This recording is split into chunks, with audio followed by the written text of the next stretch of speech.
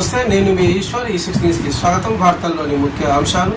రేపు 23వ తేదీ జహీరాబాద్లో ముఖ్యమంత్రి రేవంత్ రెడ్డి పర్యటనపై కలెక్టర్ సమావేశం హాలులో మంత్రి దామోదర్ నరసింహ, జహీరాబాద్ ఎంపీ సురేష్ శెట్కర్, నారాయణఖేడ్ ఎమ్మెల్యే సంజీవరెడ్డి, సంగారెడ్డి జిల్లా కలెక్టర్ క్రాంతి వల్లూరి, ఎస్పీ పరితోష్ పంకజ్, అదనపు కలెక్టర్ చంద్రశేఖర్ సమీక్షా సమావేశం నిర్వహించారు. జిల్లా అధికారులతో సమావేశం ఏర్పాటు చేశారు.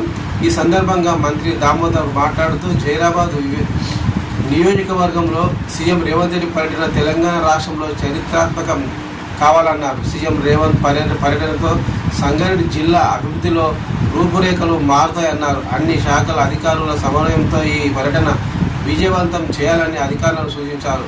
పలు అభివృద్ధి కార్యక్రమాలకు శంకుస్థాపనలు చేసి వివిధ అభివృద్ధి సంక్షేమ పథకాలపై ఏర్పాటు చేసిన స్టాళ్లను పరిశీలించిన తర్వాత సభలో పాల్గొంటారని చెప్పారు.